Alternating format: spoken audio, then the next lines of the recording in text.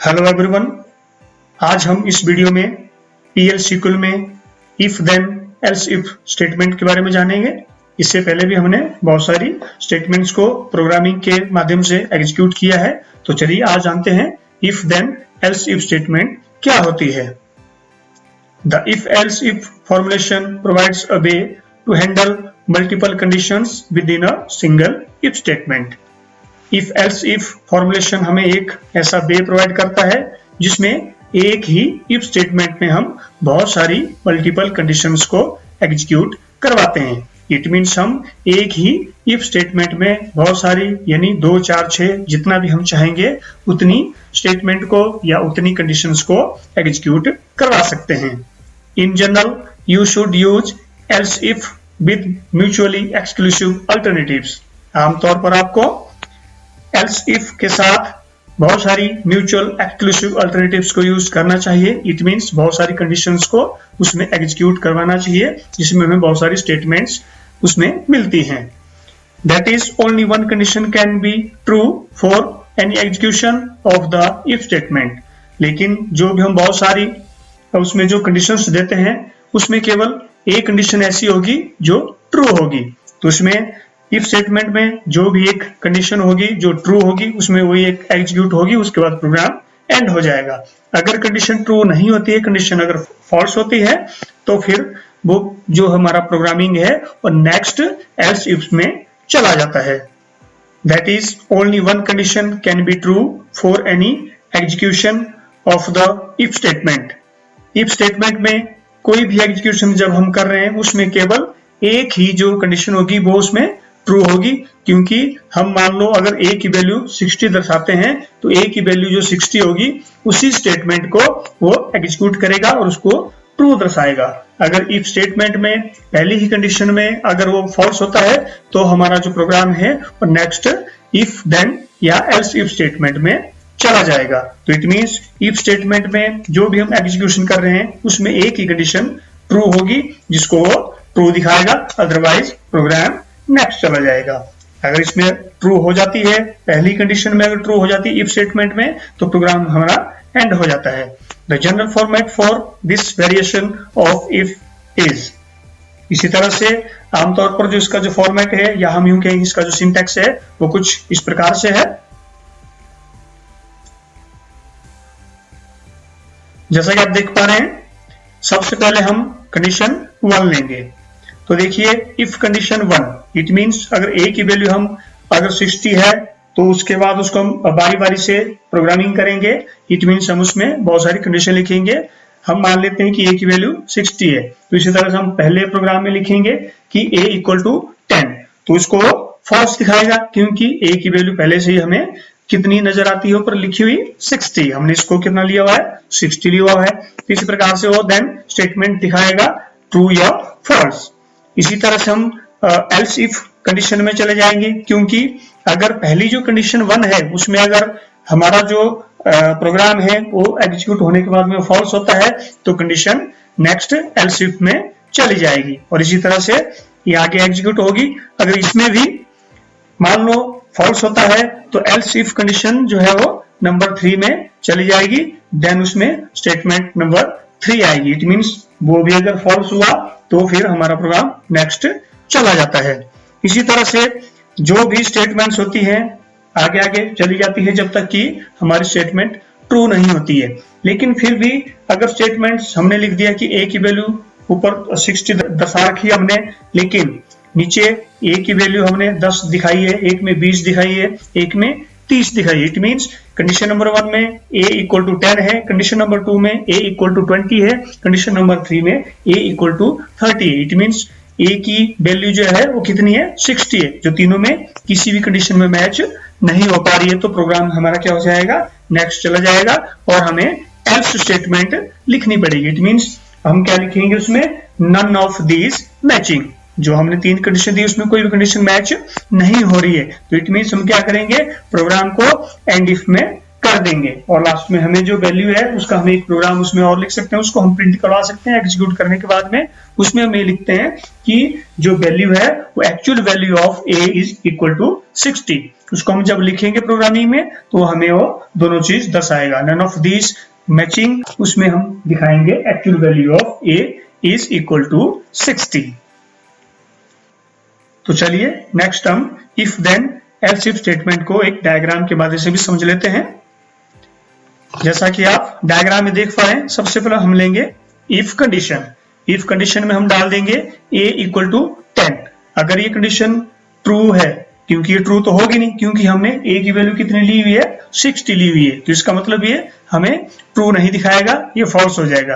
तो चलिए अगर हम इसकी वैल्यू यहाँ पे 60 लिखते हैं तो अगर ये ट्रू होता है तो यहाँ पे आपको स्टेटमेंट ट्रू दिखाएगा और उसके बाद हमारा प्रोग्राम डायरेक्टली यहाँ पे एंड हो जाता है। लेकिन इफ कंडीशन में अगर वो कंडीशन हमारी जो है वो स्टेटमेंट में फॉल्स आती है तो वो नेक्स्ट एल्स इफ कंडीशन में चला जाएगा। एल्स इफ कंडीशन में यहाँ पे एग्जीक्यूट होगा। यहाँ पे एग्जीक्यूट होने के बाद हमें पता चलेगा कि वो स्टेटमेंट क्या है। अगर यहाँ भी हो क्या होती है, फॉल्स होती है। इट मींस यहाँ हमने अगर वैल्यू क्या लिखी है a इक्वल टू 20, तो ये भी फॉल्स होगा क्योंकि a की वैल्यू ऑलरेडी पहले से कितनी हमने शो की हुई है 60। तो यहाँ से कंडीशन नेक्स्ट चली जाएगी। इसी तरह से ये एल्स इफ कंडीशन में भी फॉल्स होने के बाद में हम इसको एल्स स्टेटमेंट के अंदर यहाँ पे डिस्प्ले करते हैं। इट मींस उसके लिए हम क्या लिखेंगे, none of this is matching.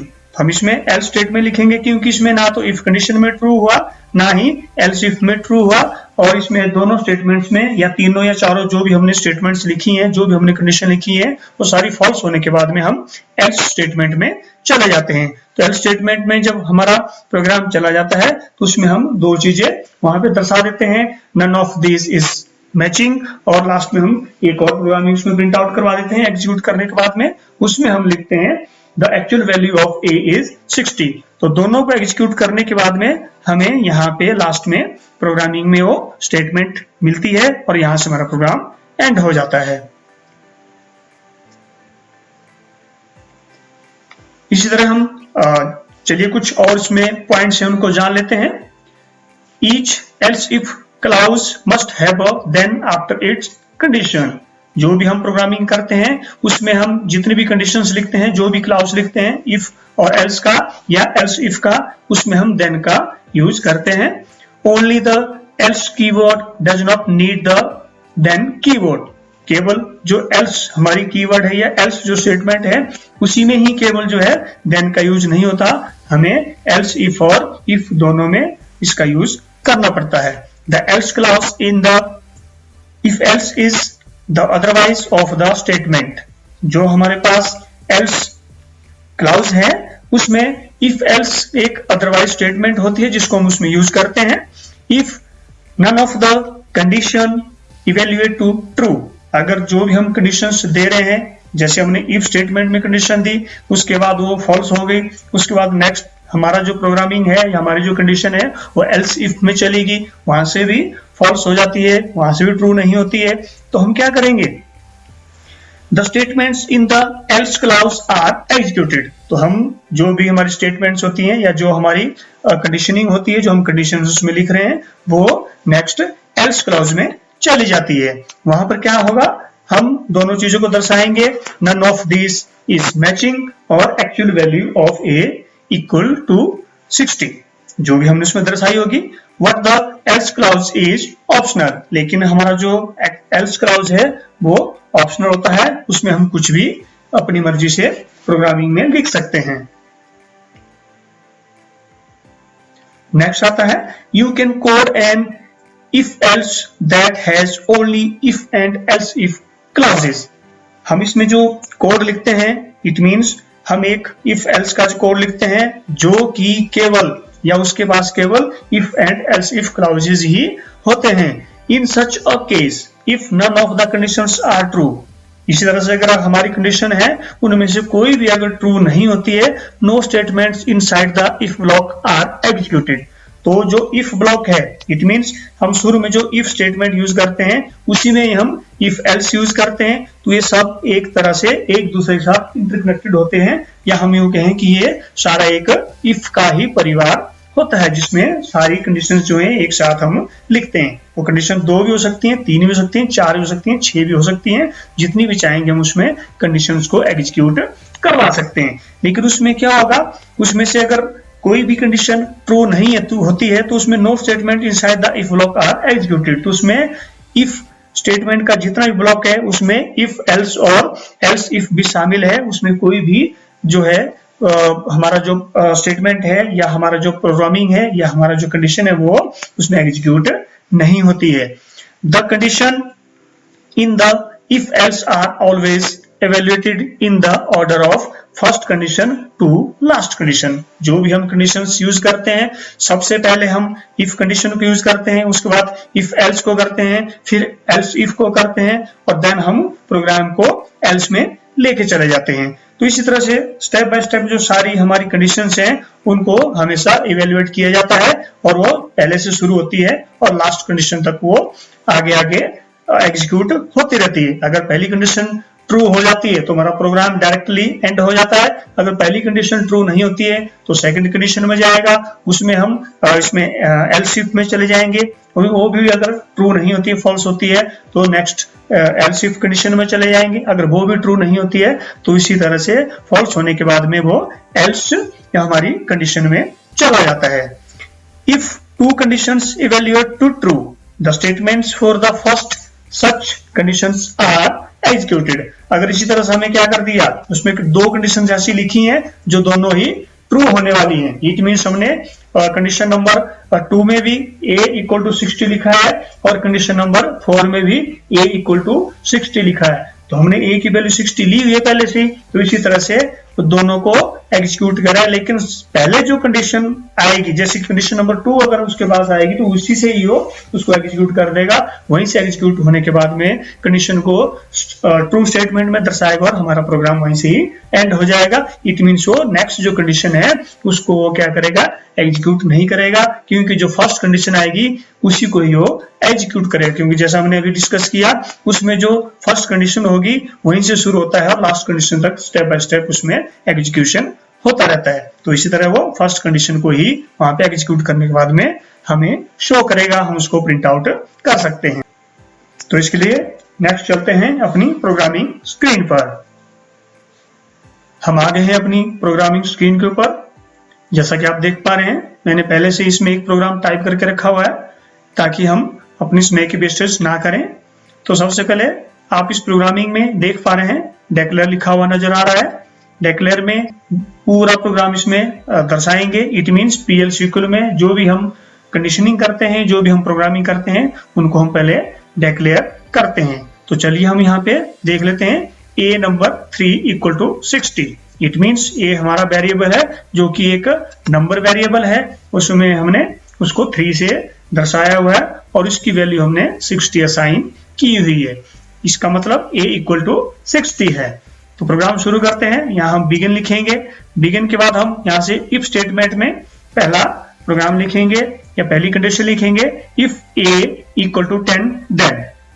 अगर a की वैल्यू 10 है तो तब क्या होगा, अगर a की वैल्यू 10 है तो ये फॉल्स होगा। क्यों, हमें पता है a की वैल्यू ऑलरेडी हमने पहले असाइन की हुई है 60, तो a की वैल्यू जो 10 है वो फॉल्स होगी। अगर फॉल्स होने के बाद में हमें क्या करेगा, ये प्रोग्राम यहाँ पे डिस्प्ले करेगा। It means dbms underscore output dot put underscore line value of a is 10। ये हमने एक प्रोग्राम लिखा जिसको कि हम पीएल सीक्वल में या पीएल सीक्वल के डेटाबेस में इसको प्रिंट आउट करने के लिए हम इस प्रोग्रामिंग को लिखते हैं। इसको हम एग्जीक्यूट करने के बाद यहाँ से प्रिंट आउट करवाते हैं। तो यहाँ से हमारी जो कंडीशन है वो फॉल्स हो जाती है। फॉल्स होने के बाद में ये हमारे पास इल्स एफ में आ जाती है। इट मींस अगर a की वैल्यू 10 नहीं है तो हम नेक्स्ट कंडीशन देंगे। तो यहाँ हमने लिख दिया else if a equal to 20 then. अगर a की वैल्यू 20 है तो क्या होगा, तो इसमें भी हम प्रिंट आउट करने के लिए सेम वैसा ही प्रोग्राम लिखेंगे। इसमें भी हम क्या करेंगे, वैल्यू ऑफ a इज 20 दिखाएंगे। a की वैल्यू 20 भी नहीं है तो ये प्रोग्राम भी क्या हो जाएगा, फॉल्स हो जाएगा। इसी तरह से नेक्स्ट थर्ड कंडीशन में चले जाएंगे, else if a equal to 30 then. ये भी क्या हो जाएगा, फॉल्स होगा, क्योंकि a की वैल्यू 30 नहीं है, a की वैल्यू ऑलरेडी पहले हमने 60 असाइन की हुई है। इसको भी हम क्या करेंगे, यहीं से dfms अंडरस्कोर इस तरह से प्रोग्राम लिख के इसमें लिखेंगे वैल्यू ऑफ a इज 30। तो हमने यहाँ पे इसकी a की वैल्यू या वेरिएबल a की वैल्यू हमने 30 दिखाई है, जो कि क्या है, फॉल्स है। तो इसी तरह से हम क्या करेंगे, यहां से हम एक चीज और देख पा रहे हैं, यहां से लेके इफ से लेके आप फर्स्ट कंडीशन इफ होगी, सेकंड कंडीशन आपकी एल्स इफ होगी और थर्ड कंडीशन भी आपकी एल्स इफ होगी। ये तीनों जो कंडीशंस हैं ये नीचे एक ही तरह की, इट मींस ये एक ही परिवार की है। ये सब इफ के साथ ही इंटरकनेक्टेड होती हैं, ये तीनों अलग नहीं है, ये तीनों ही एक ही साथ हैं। तो इसका मतलब ये हुआ कि इफ, एल्स इफ और सेकंड कंडीशन जो एल्स इफ की है वो सेम एक ही तरह एक दूसरे से इंटरकनेक्टेड हैं। इसके बाद तीनों में अगर हमारा जो कंडीशन है वो फॉल्स हो जाता है तो फिर नेक्स्ट हमारा जो कंडीशन है उसको हम एल्स में लेके चले जाते हैं, हमारा प्रोग्रामिंग एल्स में चली जाती है। तो उसमें हम प्रिंट करने के लिए कि यहाँ पे क्या लिखेंगे, ये हमारे पास ऑप्शनल होता है। इट मींस हम इसमें लिख सकते हैं none of this value is matching. जो हमने तीन कंडीशन ऊपर दी है, a equal to 10, a equal to 20, a equal to 30, ये सब क्या है, फॉल्स यहाँ पे हमें एग्जीक्यूट होने के बाद में प्रिंट आउट होती है। तो इसी तरह से एल्स स्टेटमेंट में इसको हम यहाँ लिख सकते हैं none of this values is matching, इनमें से कोई भी वैल्यू मैच नहीं है। और इसी तरह हम इसको यहाँ पे एंड इफ कर देंगे, और स्टेटमेंट को हमने यहाँ पे एंड इफ कर दिया, और इसी को हम यहाँ पे एंड इफ करने के बाद में यहाँ दिखाएंगे कि अगर तीनों फॉल्स हैं और इसमें से तीनों में से कोई भी जो है इसमें मैच नहीं हो रही है तो क्या होगा। देन हम क्या करेंगे, एंड इफ यहाँ से कर देंगे स्टेटमेंट को, एल्स को यहाँ से एंड कर देंगे, और यहाँ पे हम प्रिंट आउट करने के लिए कैसी प्रोग्रामिंग लिखेंगे। इसमें आप देख पा रहे हैं यहाँ पे exact value of A is, इसमें आप जो दो वर्टिकल जो बार देख रहे हैं ये इसमें एक्चुअल वैल्यू को शो करने के लिए इसको हम यहाँ पे दर्शाते हैं। तो इसमें हम actual value of A is equal to 60, तो इसमें जो a की वैल्यू जो हमने सबसे ऊपर प्रोग्रामिंग में असाइन की है वो है a इक्वल टू 60। तो हम प्रोग्रामिंग में तीनों कंडीशन को फॉल्स होने के बाद में फिर हमने एल्स में उसको एग्जीक्यूट किया, उसमें भी कोई वैल्यू हमें मैच नहीं हो पा रही है। इसलिए हम अब क्या दर्शाना चाहते हैं प्रोग्राम में, एंड इफ करके कि हमें एग्जैक्ट वैल्यू ऑफ a जो है वो प्रिंट आउट करके दर्शाई जाए, या एग्जीक्यूट करने के बाद उसको हमें प्रिंट आउट करके दिया जाए। तो इस प्रकार से हम इसको यहाँ से एंड कर देंगे और यहाँ पे स्लैश लगा देंगे। इस तरह से हमारी प्रोग्रामिंग यहाँ पे एंड हो जाती है। अब आप देख पाएंगे जैसे ही हम इसको रन करेंगे तो रन करने के बाद में हमें ये दो चीजें दिखाएगा, एक तो इसमें none of this value is matching, क्योंकि तीनों कंडीशन जो है, कंडीशन नंबर 1 जो है ये भी फॉल्स है, कंडीशन नंबर 2 है ये भी फॉल्स है, और कंडीशन नंबर 3 ये भी फॉल्स है। तो इसी तरह से हम एल्स में चले गए। एल्स में जाने के बाद हमें पहला एक चीज ये दर्शाएगा हमें आउटपुट के अंदर none of this value is matching, और नेक्स्ट हमें एंड इफ में दिखाएगा exact value of A is equal to 60। तो चलिए हम प्रोग्राम को भी रन करते हैं। यहां से हम प्रोग्राम को रन करेंगे। रन होने के बाद में आप नीचे यहाँ पे देख पाएंगे सबसे पहले यहाँ पे दिखाई दे रहा है none of the values is matching, और नेक्स्ट हमें दिखाई दे रहा है exact value of A is equal to 60। तो जिस तरह से हमें एल्स में प्रोग्रामिंग करी थी, एक तो हमने ए की थी none of the values is matching, और नेक्स्ट हमने किया था exact value of A is equal to जो भी हमने डिस्प्ले करना था, जैसा कि हमने पहले प्रोग्रामिंग में शुरू में असाइन किया है a इक्वल टू 60। ये दोनों एल्स और एंड इफ कंडीशंस आपको यहाँ पे नजर आएगी, और उसके बाद आप यहाँ देख पा रहे हैं स्टेटमेंट इज प्रोसेस्ड। तो ये था PL SQL में if then else if statement को हमने एक वेरिएबल के रूप में किस तरह से डिस्प्ले किया। तो चलिए चलते हैं अभी अपनी स्लाइड स्क्रीन पर। आज के इस वीडियो में हमने PL SQL में if then else if statement के बारे में जाना, और इसी तरह से हमने कंप्यूटर में प्रोग्रामिंग के माध्यम से इसको अच्छी तरह से समझा। आशा है वीडियो आपको समझ में आया होगा। अगर इस वीडियो से संबंधित कोई भी क्वेरी होती है तो आप हमें मेल कर सकते हैं, व्हाट्सएप कर सकते हैं, और इसी तरह से बहुत सारे वीडियोस को देखने के लिए आप मेरा चैनल डिजिटल त्यागी को सब्सक्राइब कीजिए और बेल आइकन दबाना ना भूलिएगा। इस तरह से आप बने रहिए हमारे साथ, बहुत सारे वीडियोस आपके लिए लेके आते रहेंगे। Thanks for watching.